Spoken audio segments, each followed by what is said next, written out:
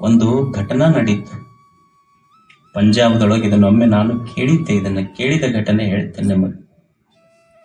ಒಬ್ಬರು ಜ್ಞಾನಿಗಳು, ಒಬ್ಬರು ತಿಳಿದವರು ಈ ಘಟನೆಯನ್ನು ಹೇಳಿದ್ರು. ಪಂಜಾಬ್ದೊಳಗೆ ಒಂದು ಘಟನೆ ನಡೀತಂತೆ. ಏನು ನಡೀತು ಅಂದ್ರ, ಒಂದು ಹುಡುಗಿಗೆ ಒಂದು ಊರಿಗೆ ಮದುವೆ ಮಾಡಿ ಕೊಟ್ರು. ಮದುವೆ ಮಾಡಿ ಕೊಟ್ಟ ಮೇಲೆ 1 ವರ್ಷ ತುಂಬೋದ್ರೊಳಗೆ ಒಂದು ಮಗು ಆತು.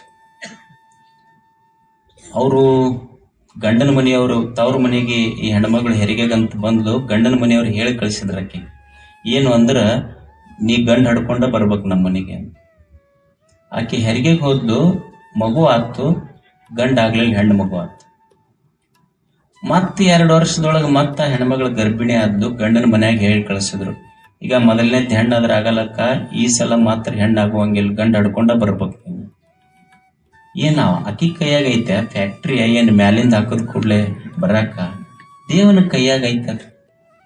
ನೀ ಗಂಡ ಹಡ್ಕೊಂಡ ಬರ್ಬೇಕಂತ ಹೋದ್ಲು.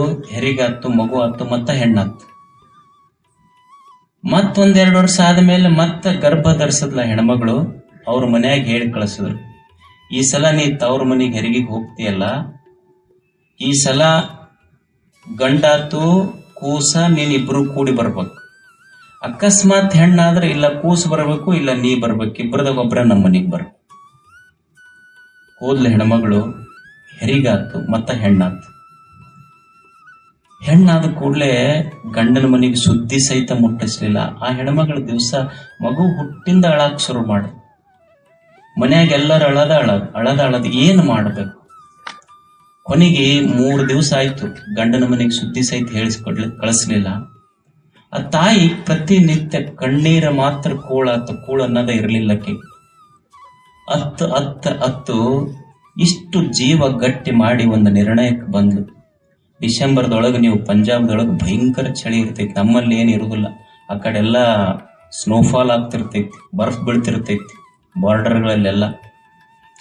ಆಕೆ ಒಂದು ನಿರ್ಣಯ ಮಾಡಿದ್ದು. ಒಂದು ಡಿಸೆಂಬರ್ ಕೊರೆವಂತ ಅತಿ ಚಳಿಯಾದ ರಾತ್ರಿ, ಯಾರೂ ಇರಲಿಲ್ಲ. ತಾಯಿ ಗಟ್ಟಿ ಮನಸ್ಸು ಮಾಡಿ ತನ್ನ 3 ದಿವಸದ ಹೆಣ್ಣು ಮಗುವನ್ನ ಅಂಗಳದೊಳಗೆ ಹಾಕದು. ಮಗು ಸುಮ್ಮನೆ ಅಲ್ಲೇ ಪ್ರಾಣ ಬಿಡಲಕ್ಕಂತ ಕೊರೆವ ಚಳಿಯೊಳಗೆ ಹಾಕಿ ಸುಮ್ಮನ ದೂರ ಮೂಲೆಯಾಗ ನಿಂತು ಅಳತಿದ್ಲು ತಾಯಿ. ರಾತ್ರಿ 10, 10:30, 11ಕ್ಕೆ ಹಾಕಿದ್ಲು. ಬೆಳಿಗ್ಗೆ 4:30, 5 ಗಂಟೆವರೆಗೂ ಕೊರೆಯುವ ಚಳಿಯೊಳಗ ಮಗು ಹೆಂಗಾಗಿತ್ತು ಅಂದ್ರ, ತಾಯಿ 5 ಗಂಟೆ ಸುಮಾರು ಹೋಗಿ ನೋಡ್ತಾಳ, ಮಗು ಪೂರ ಹೆಬ್ಬಟ್ಟಿನಿಂದ ಹಳ್ಳೆತ್ತಿವರೆಗೆ ನೀಲಿ ಕಲರ್ ಆಗಿತ್ತ. ಆಕಿಗೇನು ಕೂಸು ಸತ್ತೈತಿ ಅಂತ ಬಹಳ ದುಃಖ ಆಗಿ ಆ ಕೂಸಿನ ಓಡ್ ಹೋಗಿ ಎದಿಗೆ ಹಚ್ಕೊಂತಾಳ ತಾಯಿ. ಆದ್ರ ಆಶ್ಚರ್ಯ ಏನಾಗಿತ್ತು ಅಂದ್ರ, ಮಗುವಿನ ಮೈ ಬಣ್ಣ ನೀಲಿಯಾಗಿತ್ತು. ಅದರ ಆಶ್ಚರ್ಯ ಏನಾಗಿತ್ತು ಅಂದ್ರ, 3 ದಿವಸದ ಮಗುವಿನ ಎದೆಯ ಬಡಿತ ತಾಯಿಯ ಎದೆಯ ಬಡಿತಕ್ಕೆ ಗೊತ್ತಾಗಿತ್ತು, ಮಗು ಇನ್ನೂ ಜೀವಂತಿತ್ತದು. ಅಷ್ಟು ಕೊರೆವ ಚಳಿಯೊಳಗೂ ಸರಿ. ಅವಾಗ ತಾಯಿ ಅಂತಾಳ, ಇಷ್ಟು ಕೊರೆವ ಚಳಿಯೊಳಗೆ ನನ್ನ 3 ದಿವಸದ ಮಗುವಿಗೆ ನಾನು ಹಾಕಿನಿಲ್ಲ. ಸಾವಿನೊಂದಿಗೆ ಹೋರಾಡಿ 3 ದಿವಸದ ಮಗು ಗೆದ್ದು ಬಂದೈತಿ. ಸಾವು ಜೀವನದ ಅಂತಿಮ ಸತ್ಯ. ದೊಡ್ಡವರ ನಮಗ್ ಸ್ವೆಟರ್ ಹಾಕೊಳ್ಳಿಲ್ಲ ಅಂದ್ರೆ ಹಂಗ ಹೋಗೇ ಬಿಟ್ಟಿರ್ತೀವಿ. ಮತ್ ಈ ಕಡೆ ಮನೆಗೆ ಸಹಿತ ಬರುದಿಲ್ಲ. ಅಲ್ಲೇ ಹೋಗಿದ್ರಿ, ವಾಕಿಂಗ್ ಹೋದಲ್ಲೇ ಹೋಗಿಬಿಟ್ರು, ಸಮೀಪ ಆತಂತ ಮುಗಿಸ್ಬಿಟ್ಟಿವೆ. 3 ದಿವಸದ ಮಗು ಕೊರೆವ ಚಳಿಯೊಳಗ ಇನ್ನೂ ಜೀವಂತಿತ್ತು. ತಾಯಿಯ ಮಗುವಿನ ಎದೆಯ ಬಡಿತ, ತಾಯಿಯ ಎದೆ ಬಡಿತ ಗೊತ್ತಾದಾಗ ತಾಯಿ ಅಂತಾಳ, ಈ 3 ದಿವಸದ ಮಗು ಇನ್ನೂ ಬದುಕೈತಿ ಅಂದ ಮೇಲೆ, 3 ದಿವಸದ ಮಗು ಸಾವಿನೊಂದಿಗೆ ಹೋರಾಡಿ ಬದುಕಿದೆ ಅಂದ ಮೇಲೆ, ಮೈ 3 days daughter, she has fought for her life.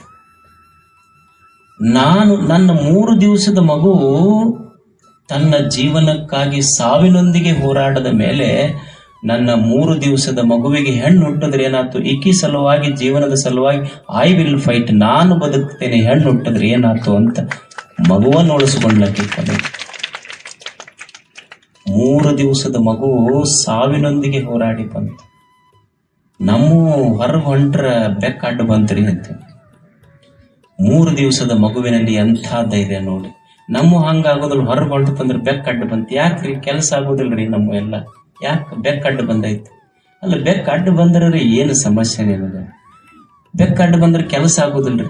ಅದು ಬೆಕ್ಕ ಅಂತಿರ್ತೈತಿ, ನಾ ಅಡ್ಡ ಬಂದ್ರೆ ನಿನಗೆ ಕೆಲಸ ಆಗೋದಲ್ಲ, ನೀ ಅಡ್ಡ ಬಂದ್ರೆ ನನಗೆ ಇವತ್ತು ಹಾಲ ಸಿಗೋದಿಲ್ಲ ಯಾರ ಮನೆಯಾಗ ಅಂತ ಅಂತಿರ್ತೈತಿ.